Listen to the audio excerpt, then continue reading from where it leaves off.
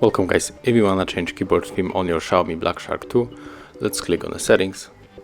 Then we have to move to the system, language as an input, virtual keyboard. Now we have to choose our currently keyboard, in our case this is the Gboard.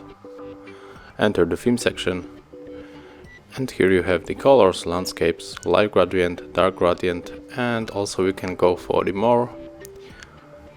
And I will pick probably this one, so click on the apply.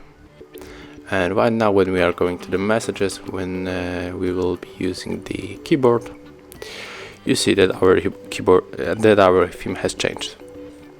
Thank you for watching, leave thumbs ups, comments and subscribe to our channel.